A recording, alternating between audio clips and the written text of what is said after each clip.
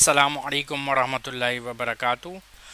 Welcome to another Computer Science 9618 lecture for AS level, and we were discussing section number 7, ethics and ownership, and this is the part 2 of our previous lecture 7.1, ethics and ownership. So we were discussing ethics and ownership, and the next thing we have on our agenda list is software licensing. Several types of licenses can be applied to a software depending on its type. The very first and one of the most common types of license that you can get for a software is the commercial license. These are copyrighted software that must be paid for. The copying, distribution, selling, viewing of source code, etc., all these acts for such softwares is strictly restricted to those individuals or organizations that hold the license to that software. You can only install and use the software. You cannot do anything else. Then we have the next type of software, which is known as a freeware. A freeware is a software that is copyrighted, but it is given to you or distributed for free.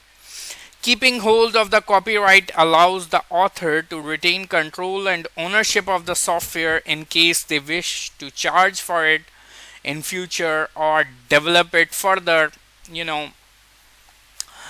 launch newer versions, etc., or a premium version in the future. The license does not allow the software to be modified by the user. Again, the user can only use it for free. Full functionality is included, but the user cannot modify the software or try to view its source code or try to resell it. Freewares can often offer sufficient functionality to serve a user's limited needs. However, for bigger organizations, freewares are not really recommended. They usually have to go for commercial software. The third type of license we have is shareware. These are copyrighted software that are initially given away on a free basis for a limited time. The software usually remains free to use for a limited period of time, which is known as the trial period. It can be 10 days, 30 days, or so on. Different software offer different trial period. After the trial period has ended, the user must decide whether they are going to uninstall the software from their system or whether they like it enough to pay for it and get a license in order to continue using that software. These softwares are often made available as shareware to allow users to try it out and encourage its distribution. There are many examples of such softwares. Almost all of the Microsoft's product offer this facility. A lot of games offer this facility. Shareware licenses do not allow software to be modified. Shareware versus commercial license. Before using a commercial software, payment has to be made. There is no trial version. You have to pay first and then get the software you desire, or then get the license for the software in order to use it. Whereas in case of a shareware, user can decide after the test run or the end of the trial period whether to buy or not. Examples of why commercial software may be used. The software is available for immediate use and provide the functionality required. Once you have paid the software, you technically don't need to pay anything else. That's just one-time payment usually. We do have variants where there's a monthly or a yearly subscription. Anyways, the software has been created to be used in conjunction with already installed software, so you don't need to worry about your whole system going haywire. There will be continuous maintenance and support provided, or at least for agreed upon number of years. Taking a shareware offer might allow suggestions to be made as to how the software could be improved. If the company is offering you a trial version, if and only if that would be a shareware offer, then you can even make your own suggestions to add or remove facilities or rather functionalities from the software, and the software company might just accept one of them or more than one of them. The third type of software we have, in fact the fourth, we have the open source software. Software that allows anyone to copy, distribute, amend or develop the source code. Open source software is often developed collaboratively by anyone who has an interest. Like the name suggests, the source code is freely distributed to anyone who wants to look at it or tweak with it or mess with it or whatever they want to do with it. Examples of when using open source software can be justified include: the full functionality needed can be provided for at most a nominal cost. Sometimes the open source softwares charge a very nominal fee, such as something like a donation for a cup of coffee or something like that, and they'll give you the software you need. The software could provide the required functionality with just a few modifications to the source code. A consortium of developers is collaborating in producing a new software suite. The future development of the software or continuous provision of the existing software is controlled by the user, not by a single organization. It is rather controlled by and monitored by a forum of users or developers who use the software and help each other out in fixing bugs and modifying the code. Free software. It is the software that can be run by the user without making any sort of payment. The user can also study the source code and modify it to his or her liking or redistribute it or resell it. Now, if this is the case, then what exactly is the difference between free software and open source software? Technically, there is very thin line between these two types of software. Generally, free software technically does not refer to the cost as they are free, but rather the free is pointing towards freedom of use. You can use it in any way you want. There are no social or lawful restrictions upon you. No restrictions at all are imposed on free software, whereas open source softwares occasionally impose some constraints on the user that, okay, these are a list of our terms and services, you have to abide by this rule, that rule, blah blah blah. Remember, every free software is open source, but not every open source software is freeware, because there are open source softwares that do recommend is not really the word, rather we should say that kind of pressurize you to make a very small donation or a payment, even if it's just $1 or $2 or $4, before they would actually let you download the software. There are, in one way or the other, either in the terms of service or either in the licensing agreement, because there are actually multiple types of open source licensing. Anyways, so they are going to restrict you in one way or the other, whereas in free software there are basically no rules. You go and knock yourself out, make your own rules and play by your own rules or break them, nobody cares. Several bodies exist that promote open source software and freeware. The Free Software Foundation, FSF, promotes and encourages the right to freely copy, distribute and modify software. They aim to allow users to collaboratively develop software that is free for anyone to use and adapt. Such softwares usually hold the GNU public license that states that no one can copyright that software. They have also developed GNU, a collection of free software that the user can employ to build an operating system similar to Unix or Linux or Linux, however you want to pronounce it. Okay, so here's a fun fact.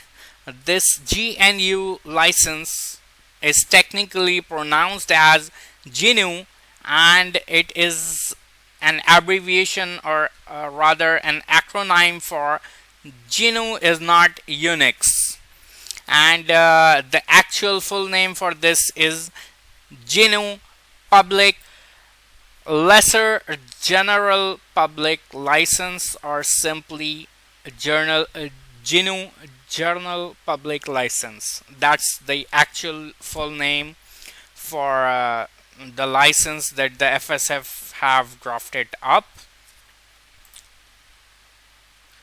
The open source initiative promotes open source software. Certain license requirements are set, such as free redistribution. The original source code must be supplied. The original license must apply to any derived work. Whatever the original license is, and if you have modified the source code and created your own version of the software, then you must provide the same original license with that modified product. Whereas in terms of free software, there are no such restrictions. You can draft up your own license for any derived work. The software must be available for anyone to use. No one must be barred from using it.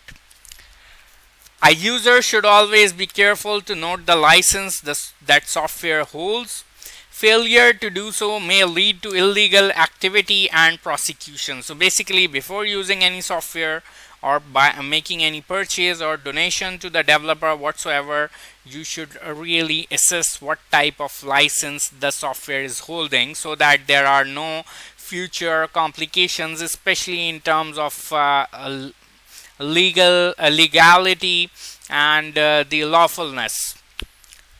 Then we have something that is quite different from what we have been studying so far: the artificial intelligence. Artificial intelligence is the simulation of human intelligence by machines, or human processes, or human like behavior. We are just talking about thinking processes, not any physical or biological processes, only thinking processes or brain functions by machines, especially by the computer systems. Specific applications of AI include expert system, natural language processing, speech recognition, and machine vision. AI is a branch of computer science dealing with the simulation of intelligent behavior by computer or computers. 5 aspects of intelligent human behavior can be mimicked by AI. Problem solving, such as playing chess. A computer with sufficient storage capacity and processing power can investigate so many options for a possible sequence of moves that a human cannot compete. It is actually very difficult to play against a computer at the expert level. I mean, the chess, if you are playing chess on a computer system and you have set the difficulty of game to expert level, then it is going to be very difficult for you to beat the computer. The next thing we have for problem solving, or the next example we have of software that can solve problems, real world problems, are known as expert systems. Expert systems basically are software that contain the expertise of 2 or more than 2 human experts. It would contain more knowledge than it is possible for an individual expert such as a doctor to have. Hence, they are more accurate. However, if the expert system is given a new situation that is not covered by the data and rules, it has been given, it cannot attempt a new or creative approach unlike a human. So that's the constraint of expert system. Although an expert system basically can only work in a specific niche or for a specific field, such as if you have an expert system for medical diagnosis, it cannot provide you answers for any other problem, such as why your car is not starting up. It can only do medical diagnosis, and in that specific field of medical diagnosis, it may be better than even the most experts of the doctors available. However, it cannot have multiple expertise, or it cannot attempt a new or a creative approach to solve a problem which is not medical related. The second aspect where AI is mimicking humans is linguistics. We have voice recognition and voice synthesis techniques which have been developed and are pretty much already being used. Computer answers phone lines or computer answered phone lines are an example where a computer initially greets the caller and presents them a series of questions or options to press. Answering them clearly will result in the computer passing the call to an appropriate human operator in an appropriate department. However, the system can't generate questions on its own based on answers provided. All the questions must be pre-programmed into the system. The third thing we have is perception. Using a range of sensors along with AI has resulted in autonomous systems such as self-driving cars, which can park themselves, or self-driving trains. The fourth thing we have is a reasoning. AI has in some scenarios the ability to correctly inference things and provide a reasoning. AI is sometimes more accurate at finding patterns and deciphering codes, which may take human experts many years to crack, such as the AI system for proving mathematical theorems, or the ones which can check a software and tell whether it has been created correctly and match the documented specs or not. The fifth aspect where AI is able to mimic humans in some way or to a certain degree is learning. Now this is a subset of AI which is known as machine learning, which is an aspect of a system that enables it to improve its performance as it gains experience. Technically, machine learning involves machines or computer systems that are able to modify their own source code, that are able to expand their own knowledge base, and they're able to acquire new data. They're able to, with the help of trial and error, or rather with the help of past test data, they're able to modify their own systems, and they're able to improve themselves at answering questions or solving problems. They are even able to solve problems for which they were not explicitly programmed for, because they have the ability to learn just like a human has, the ability to learn new things and solve new problems rather than try solving the same kind of problems. I'm going to now for this part, the AI part, I would recommend you go to my lectures of O levels computer science section 6.3 artificial intelligence, and you just have a go through with it. If you have not studied computer science in O levels, then you would find this topic a little confusing, so it's better if you go over there and watch it. You are going to get a lot of information, the background knowledge on expert systems, on AI and machine learning, etc. The AI system has access to experience in the form of a massive set of data or the knowledge base. By using statistical algorithms, the system learns from this data. An example of this is a spam blocker in emails or advertising algorithm of a website. Next, we have the impact of AI on our society. Global organizations that provide the systems are collecting and storing massive amounts of data regarding internet usage. If this data is only being used to increase profit, it can be considered normal. However, if the data is not secured enough, it can be used for criminal activity. When it comes to robotics and other autonomous systems, the biggest drawback is the loss of jobs and plethora of leisure time. Though the developers claim to create new jobs for manufacturing and maintenance of these systems, it actually increases the divide between the poor and rich.